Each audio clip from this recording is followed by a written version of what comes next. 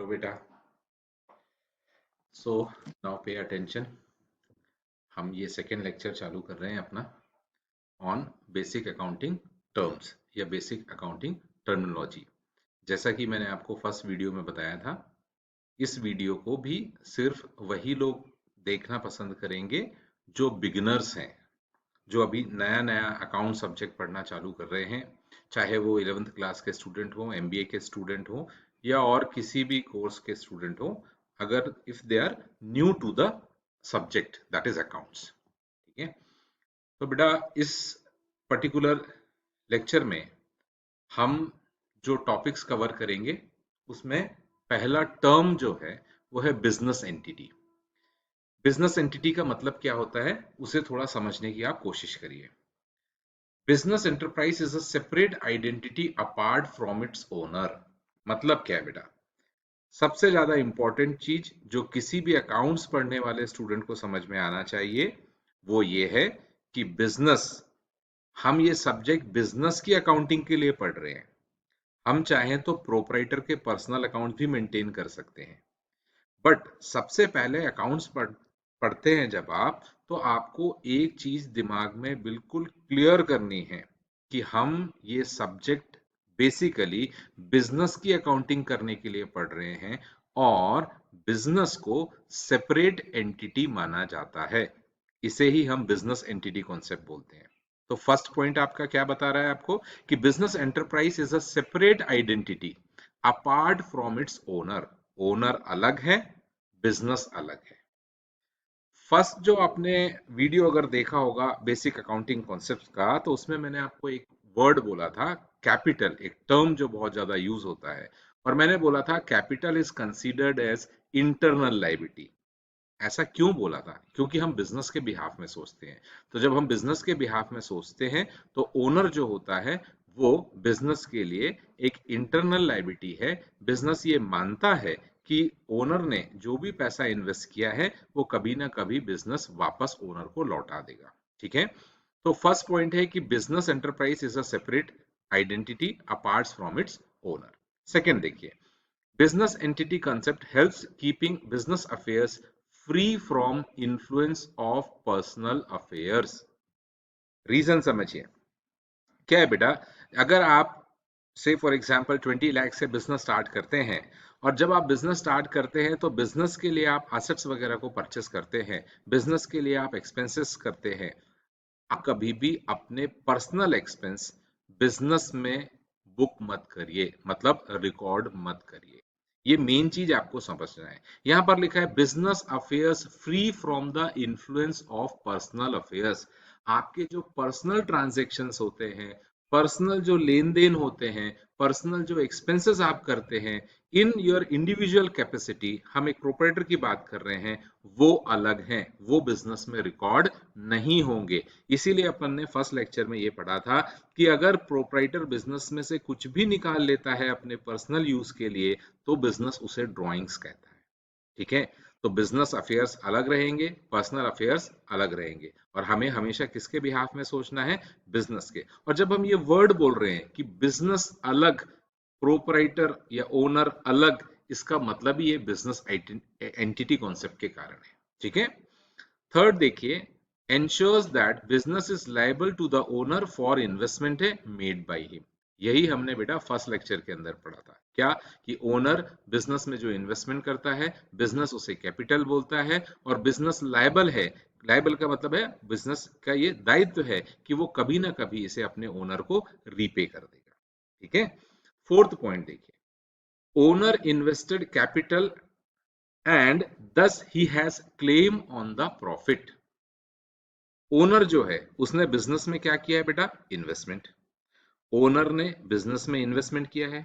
अब बिजनेस जब ऑपरेट होगा, ठीक है, बिजनेस के बेटा खुद के हाथ पैर नहीं है, तो बिजनेस को, बिजनेस में जो मैनेजर्स हैं, एम्प्लॉइज हैं या ओनर खुद है, वो बिजनेस करेंगे। जब ऑपरेटिंग एक्टिविटीज परफॉर्म करेंगे, वो बिजनेस में ट्रांजेक्शन्स करेंगे, लेन देन करेंगे, जो भी बेचेंगे गुड्स या प्रोडक्ट्स को वो बेचते हैं या वो सर्विसेज देते हैं, तो इसके थ्रू क्या है? रेवेन्यू जनरेट होगा। उसके बाद क्या होता है? रेवेन्यू में से वो कॉस्ट माइनस करेंगे बेटा, तो बिजनेस में प्रॉफिट होगा। तो ये प्रॉफिट के ऊपर किसका राइट है? ये प्रॉफिट किसने कमाया? बिजनेस करके ये प्रॉफिट कमाया, बट बिजनेस ये बोलता है कि this profit belongs to the owner who has invested money into the business. ठीक है, इसीलिए आगे जाकर आप पढ़ेंगे कि जो प्रॉफिट होता है बिजनेस का वो कैपिटल में जाकर ऐड कर दिया जाता है, या जो प्रॉफिट होता है वो कैपिटल को इंक्रीज कर देता है। ठीक है, सो ओनर इन्वेस्टेड कैपिटल एंड दस he has claim on the profit. Owner ने क्या किया बेटा, बिजनेस में कैपिटल इन्वेस्ट किया था, और इसीलिए बिजनेस करके जो भी प्रॉफिट होता है उस प्रॉफिट पर किसका क्लेम होता है, ओनर का क्लेम होता है। ठीक है, तो ये business entity concept first slide में यहां पर वाइंड अप कर रहा हूं। कंक्लूड क्या करूंगा कि बिजनेस एंटिटी कॉन्सेप्ट का मतलब ये होता है बिल्कुल इजी लैंग्वेज में कि बिजनेस यानी जो ऑर्गेनाइजेशन है उसको और उसके ओनर को सेपरेट एंटिटी माना जाता है। बिजनेस में जब भी अकाउंटिंग की जाती है वो बिजनेस ट्रांजैक्शंस की जाती है। पर्सनल ट्रांजैक्शंस जो होते हैं प्रोप्राइटर के वो बिजनेस में रिकॉर्ड नहीं किए जाते हैं। नेक्स्ट, इसी के कारण क्या होता है, हम दोनों को डिफरेंशिएट करते हैं, किन दोनों को, बिजनेस के ट्रांजैक्शन को और प्रोप्राइटर के पर्सनल ट्रांजैक्शन को। बिजनेस के ट्रांजैक्शंस को रिकॉर्ड करते समय हमेशा बिजनेस को एज ए आइडेंटिटी मानकर उसके बिहाफ में सोचा जाता है, और बिजनेस में जो मालिक ने पैसा इन्वेस्ट किया है उसके थ्रू बिजनेस जो भी प्रॉफिट अर्न करता है उस प्रॉफिट के ऊपर किसका राइट होता है, ओनर का यानी मालिक का, और इसीलिए वो जो प्रॉफिट होता है अल्टीमेटली जाकर कैपिटल में हम एड बैक कर देते हैं। फिर ध्यान रहे हम ये बात कर रहे हैं सिर्फ प्रोप्राइटरशिप छोटे बिजनेस की, बिगनर्स के लिए ये लेक्चर है। चलिए आगे बढ़िए, नेक्स्ट स्लाइड में हम चलते हैं। इसमें आपको बिजनेस एंटिटी कॉन्सेप्ट का एक और एग्जांपल दे रखा है मैंने। फॉर एग्जांपल के लिए सेपरेट एंटिटी कैसे, एक मैं पर्सनली जिसको मैं बोल सकता हूं as a individual, I am Lal sir. ठीक है, तो मैं पर्सनल कैपेसिटी में लाल सर मैं अलग हूं, और मेरा जो इंस्टीट्यूट है जिस पर मैं पढ़ाता हूं वो लाल से लाल ऑनलाइन कॉमर्स क्लासेस या लाल्स कॉमर्स क्लासेस, ये अलग है।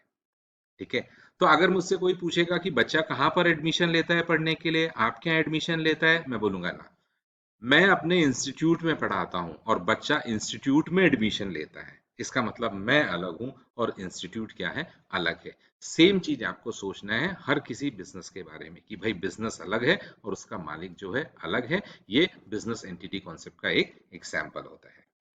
नेक्स्ट, नेक्स्ट एक और वर्ड है, और इस वर्ड्स को हमने इस वर्ड को यूज किया था बेटा फर्स्ट स्लाइड में भी। ये वर्ड है लायबिलिटी। हमने फर्स्ट स्लाइड में भी पढ़ा था कि capital is internal liability of the business. अब हम एक लायबिलिटी वर्ड का मीनिंग क्लियर कर रहे हैं कि लायबिलिटी का मतलब क्या होता है। बेटा लायबिलिटी का मतलब होता है these are the financial obligations of an enterprise. First वाला पॉइंट जो बेटा, फर्स्ट पॉइंट में financial obligations of an enterprise, तो मतलब जो लायबिलिटी होती है वो क्या होते हैं, फाइनेंशियल ऑब्लिगेशंस, मतलब फाइनेंशियल दायित्व, मतलब बिजनेस को ये पैसे किसी को लौटाने हैं, ये अमाउंट्स किसी को रीपे करना है, इसीलिए वो लायबिलिटी कहलाती है। Second, other than owner's fund. Other than क्या आता है, owner's fund. Actually owner's fund को पढ़ते समय हम एक सेपरेट लायबिलिटी मानकर चलते हैं, इंटरनल लायबिलिटी। इसलिए बेटा क्या होता है कि ओनर्स फंड को हम अलग ले लेते हैं, और बाकी जो आउटसाइडर्स को देना रहता है जिसको हमने फर्स्ट वीडियो के अंदर बोला था एक्सटर्नल लायबिलिटी, उसको हम यहाँ पर बोलते हैं financial obligations of an enterprise है टुवर्ड्स द आउटसाइडर्स, तो वो हमारी एक्सटर्नल लायबिलिटी कहलाती है। ठीक है, नीचे देखिए बेटा दो एग्जांपल्स लिख रखे हैं मैंने आपके लिए। फॉर एग्जांपल के लिए first number is bank loan.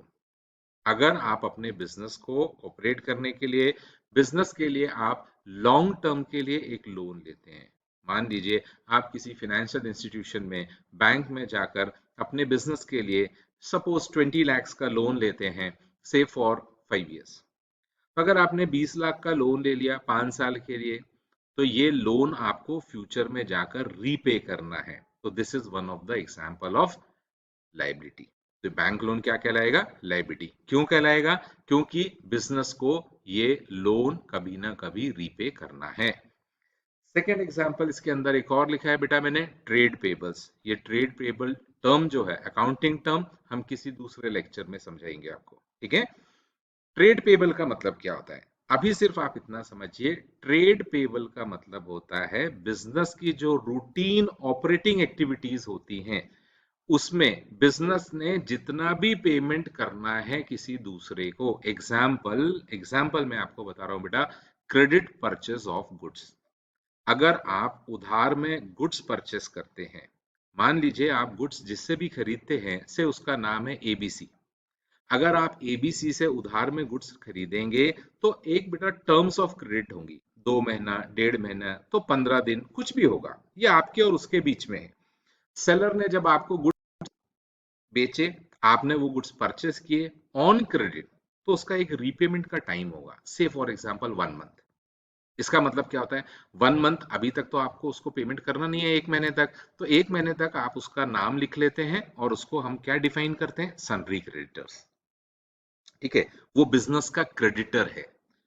Creditors को भी हम ट्रेड पेबल्स के अंदर लेते हैं, और ट्रेड पेबल्स के अंदर क्रेडिटर्स के अलावा बिल्स पेबल भी आता है। तो इसीलिए ट्रेड पेबल्स यानी क्या हो गया, जो पेमेंट हमको बाहर करना है बिजनेस को, जो पैसे किसी को रिफंड करने, रीपे करना है, तो इसीलिए trade payables are again one of the example of liability. समझ में आया बेटा?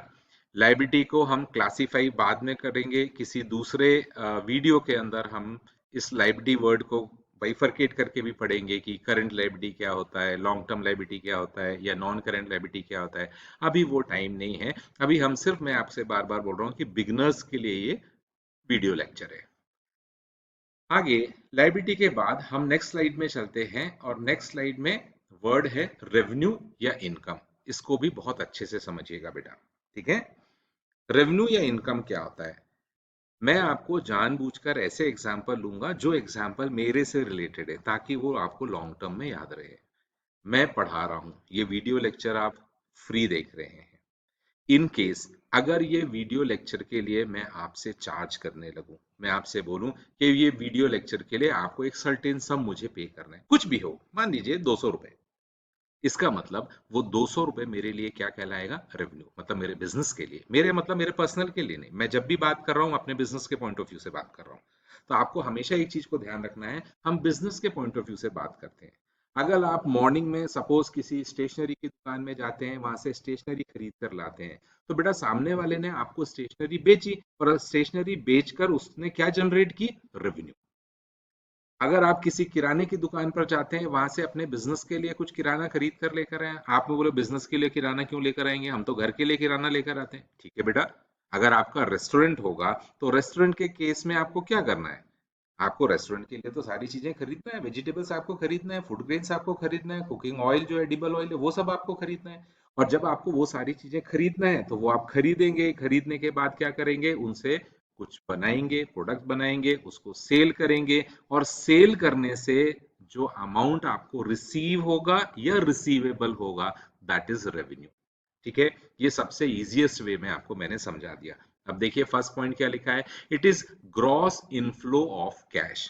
क्यों, आपने रेस्टोरेंट में कुछ भी से थाली बेची खाने की, तो उसके अगेंस्ट में आपने पैसा कलेक्ट किया, तो क्या आया, इनफ्लो ऑफ कैश।